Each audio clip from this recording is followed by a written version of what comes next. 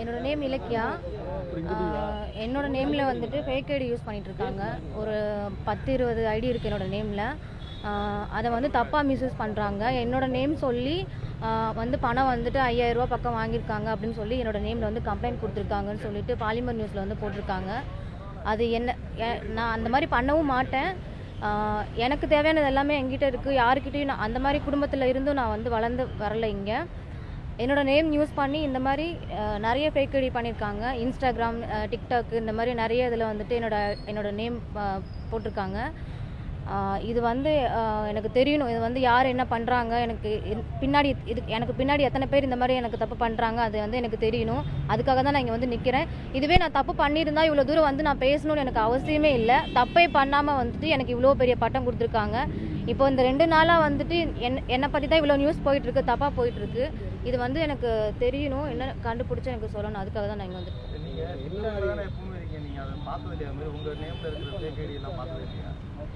அது பார்த்துருக்கேன். அப்போ எனக்கு பெருசா தெரியல. இப்பதான் அந்த நியூஸ் வந்தது.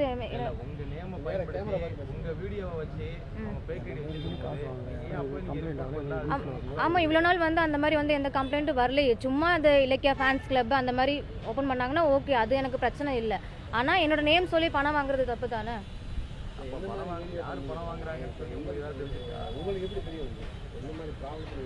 கமெண்ட் பாக்ஸில் நிறைய பேர் கமெண்ட் பண்ணியிருந்தாங்க. ஆஹா, அந்த மாதிரிலாம் இல்லை. அது எனக்கு பிடிச்சிருக்கு, அதனால நான் பண்ணுறேன். டீட்டெயிலாக பேசணுன்னா நான் 2 வருஷமாக இதில் நான் இருக்கேன், இது பண்ணிட்டு இருக்கேன். கம்ப்ளைண்ட் கொடுத்துருக்காங்கன்னு பாலிமர் நியூஸில் தான் சொன்னாங்க. அது அவங்களுக்கு தான் தெரியும். அவங்களும் எதுவும் பெருசாக எதுவும் சொல்லலையே. கம்ப்ளைண்ட் கொடுத்துருக்காங்க அப்படின்ற மாதிரி தான் சொல்லியிருக்காங்க. இல்லை, உங்கள் பேரை பயன்படுத்தி நீங்கள் பணம் கேட்குற மாதிரி, உங்கள் வீடியோ வச்சு நீங்கள் பணம் கேட்குற மாதிரி ஒரு கம்ப்ளைண்ட் கொடுத்துருக்காங்கன்னு செய்தி போட்டுருக்காங்க. நீங்கள் அந்த செய்தி தொலைக்காட்சி நிறுவனத்துக்கு மேலே வந்து நீங்கள் கம்ப்ளைண்ட் கொடுத்துருந்தா அது எப்படி? கம்ப்ளைண்ட் வந்திருக்கிறதுனால ஒரு செய்தியை போடுறாங்க. அதனால இந்த டிவி மேலே நீங்கள் என்ன நடவடிக்கை? அது தெரியாமல் எப்படி அவங்க போடுவாங்க? தெரியாமல் இல்லை, புகார் வந்திருக்குன்ற அடிப்படையில் போட்டிருக்காங்க. அப்போ வந்து விசாரிக்கணும்ல, என்ன பிரச்சனை என்னன்னு கேட்கணும்ல. கேட்காம எப்படி அவங்க போடுவாங்க? கம்ப்ளைண்ட் வந்திருக்கு, ஓகே. அப்போ என்னையும் கேட்கணும்ல, நீங்க பண்ணிருக்கீங்களான்னு கேட்கணும்ல. என்னையும் கேட்காம எப்படி அவங்க போடுவாங்க?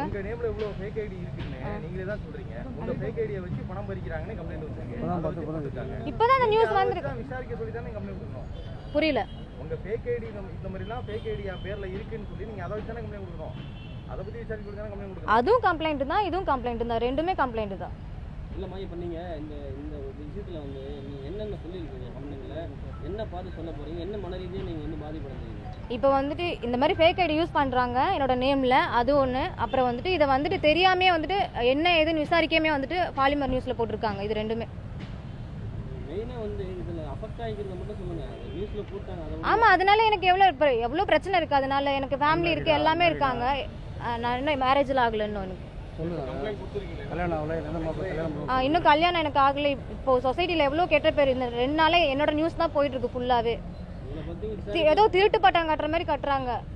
அப்படி என்ன கொள்ளையடிச்சிட்டு போயிட்டேன் நான். இதனால நான் சூசைட் அட்டன் பண்ண கூட நான் போயிட்டேன். அந்த நிலைமையில தான் இப்போ நான் இருக்கேன். கண்டிப்பாக நான் அப்படி தான் பண்ணுவேன். இது ஏன்னா எனக்கு முடிச்சு தரணும் எனக்கு எப்படின்னு. எது உண்மை எது பொய்ன்னு தெரியணும். ஏன்னா எல்லாரும் தப்பாக தானே நினைச்சிட்டு இருக்காங்க. வேற என்ன பட்டம் என்ன வேணா சொல்லிட்டு போட்டோம். இப்போ தப்பானவ அப்படின்னு கூட சொல்லிட்டு போட்டோம், என்ன வேணா சொல்லிட்டு போட்டோம். ஆனால் வந்து ஏமாற்றி பொழைக்கிறேன்னு சொல்கிறேன். அதில் தான் நான் சாப்பிட்றேன்னு சொல்கிறாங்க. ஜாம்பி. நான் வந்துட்டு சரவணான்னு ஒரு கம்பெனியில் வந்து ரியல் எஸ்டேட்டில் வந்து ஒர்க் பண்ணிட்டு இருக்கேன். 10th. எவ்வளோ வருஷமா டிக்டாக் பண்ணிட்டு இருக்கீங்க? 2 இயர்ஸா. இப்போ இந்த இஷ்யூ ஆன பிறகு டிக்டாக் பண்ணுறீங்களா, நிப்பாட்டிட்டீங்களாமா? இப்போ பேசி தான் நான் போட்டிருக்கேன். நான் பேசி மட்டும் தான் போட்டிருக்கேன், டிக்டாக் பண்ணுறது இல்லை. நிறைய பெண்களே வந்து பாதிக்கப்படக்கூடிய சூழ்நிலைகள் நிறைய இருக்காங்க. அப்படி இருக்கும்போது டிக்டாக் வந்து பெண்கள் பயன்படுத்துறது சரியா? யாருக்காக பண்ணுறீங்க சொல்லுங்க. இப்போ போலீஸ் சைட்லேயும் சமூக வலைதளங்களில் வந்து பெண்கள் வந்து தேவையில்லாத படத்தையோ வீடியோவையோ பதிவிடாதீங்க அப்படிங்கிறாங்க. அப்போ நீங்கள் இந்த மாதிரி அஃபெக்ட் ஆகிறீங்க, நீங்கள் என்ன நினைக்கிறீங்க? அப்படின்னு பார்த்தா இப்போ டிவி மூவிஸ் இப்போ ஒரு படம் ஒன்று இப்போ கிளாமர்னு சொல்கிறீங்க. இப்போ ஒரு படம் ஒன்று எடுத்தாங்கன்னா அதில் ஒரு ஐட்டம் சாங் இல்லாமல் இருக்காது. இதே ஃபேமிலியோட குழந்தைங்க பார்க்குறாங்கன்னு சொல்கிறாங்க. ஃபேமிலியோட போய் அங்கேயும் போய் உட்காந்து அதே தேட்டர்லேயும் உட்காந்து பார்க்குறாங்க. ஏன் அப்பா வந்து கிளாமர் காட்டலையா? டிக்டாக்ல மட்டும்தான் கிளாமர் இருக்கா? சொல்லுங்க. சென்சார் இருக்கு, யூடியூப்ல போடுறதுக்குலாம் சென்சார் கிடையாது. அது ஒரு பிரச்சனை இருக்குதுங்க. படத்துல வந்து ஒரு தப்பான வார்த்தை இருந்தா அதை மியூட் பண்ணிடுவாங்க. யூடியூப்ல போடுறதுக்கு எங்க சென்சார் எதுவும் கிடையாது. குழந்தைங்க பார்க்குறப்ப அது அஃபெக்ட் ஆக தானே செய்யும். நான் தப்பான வார்த்தை எதுக்கு குழந்தைங்க கையில் ஃபோன் கொடுக்கணும்? அப்படி வந்து பேரண்ட்ஸ்க்கு வந்து அக்கறை இருந்ததுன்னா எதுக்கு குழந்தைங்க கையில் ஃபோன் கொடுக்கணும்?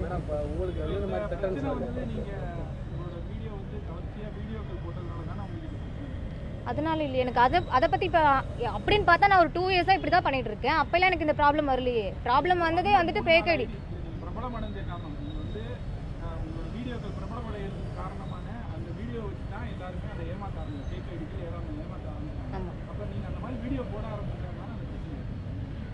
அப்போ அது யாரும் கண்டுபிடிங்க. சரி ஓகே, இப்போ எனக்கு நடந்த மாதிரி இன்னும் எத்தனை பேருக்கு நடக்கும் இந்த மாதிரி? நான் மட்டுமா பிரபலமாக இருக்கேன் இந்த டிக்டாக்ல? எத்தனை பேர் இருக்காங்க? மோசமான என்ன மோசம்? அப்படி என்ன மோசம் இருக்குது அதில்? எனக்கு பிடிச்சிருக்கு, நான் பண்ணுறேன். இதில் என்ன மோசம் இருக்குது? சரி ஓகே, நான் இது பண்ணலை. சரி அந்த ஆபாசத்தை விட்டுருங்க. ஆபாச வீடியோ நான் பண்ணலை. சரி, அதுக்கு இப்போ அந்த ஃபேக் ஐடிக்கு என்ன பண்ணுவீங்க சொல்லுங்கள். ஆமாம் இல்லைம்மா சொல்லுமா சார், இவங்க வந்து 5000 ரூபாய் வாங்கினதா வந்து சொல்கிறாங்க. இவங்க ஃபேக் ஐடியை யூஸ் பண்ணி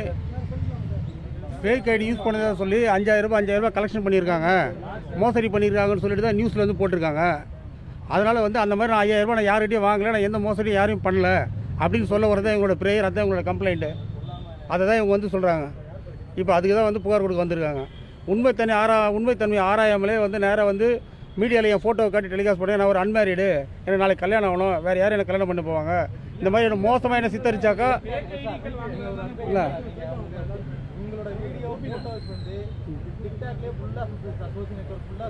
ஆமாம், அது என்னுடைய தனிநபர் விருப்பம். அதை வந்து யாரும் கொஸ்டின் பண்ண முடியாதுல்ல. ஆமாம், அது இந்த நியூஸில் வந்ததுக்கப்புறம் பார்க்குறாங்க. அப்போ தான் வந்து எவ்வளோ ஐடி இருக்குது அவங்க பேரில் இருக்குன்னு பார்க்குறாங்க, தெரிய வருது. அது தெரிய வந்ததுக்காக தான் இப்போ கமிஷனர் கம்ப்ளைண்ட் கொடுத்து மாதிரி ஃபேக் ஐடி யூஸ் பண்ணுறாங்க, அதை தடுத்து நிறுத்தணும், அந்த உண்மையான குற்றவாளி யாரும் அவங்க கண்டுபிடிச்சு நடவடிக்கை எடுங்க அப்படின்னு அவங்க சொல்ல வராங்க. ஏமாத்துறது இவங்க கிடையாது, ஏமாத்துறதுக்கு எனக்கும் சம்மந்தம் கிடையாதுன்னு இவங்க சொல்ல வராங்க.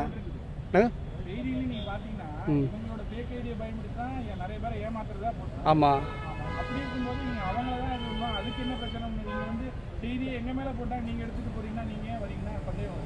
இல்லை நீங்கள்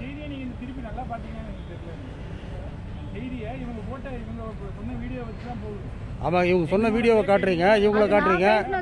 இவங்க 5000 ரூபாய் இவங்க வாங்கலன்னு இவங்க டிலே பண்ணுறாங்க. அந்த காசு கலெக்ஷன் நான் பண்ணலன்னு சொல்ல வராங்க. அவங்க காசு கலெக்ஷனுக்கு எங்களுக்கு சம்மந்தம் கிடையாது. சார் கூப்பிட வருவேன்.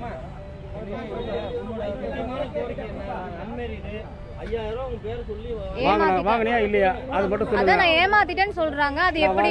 வாங்கினியா வாங்கலையா?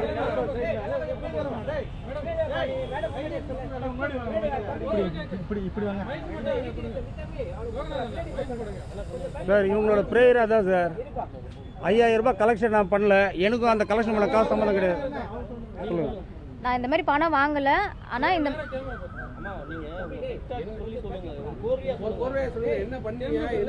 நான் டிக்டாக்ல வீடியோஸ் மட்டும் தான் போஸ்ட் பண்ணுவேன். இந்த மாதிரி வந்து என்னோட நேம்ல வந்துட்டு இப்படி சொல்லியிருக்காங்க. அந்த மாதிரி நான் வந்து பணமும் வாங்கல, யாரையும் ஏமாத்தல. அந்த கம்ப்ளைண்ட் வந்து என்னோட ஐடி யூஸ் பண்ணி, என்னோட நேம், என்னோட ஐடி, என்னோட ஆமாம் நான் இத்தனை மணிக்கு லைவ் வரேன், நீங்கள் எனக்கு காசு கொடுங்க அப்படின்ற மாதிரி சொல்லியிருக்காங்க.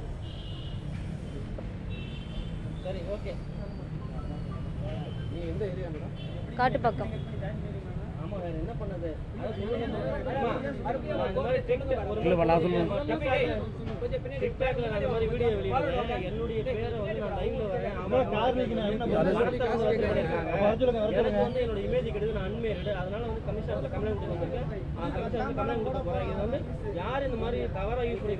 நடவடிக்கை எடுக்கணும் அப்படி சொல்லுங்க.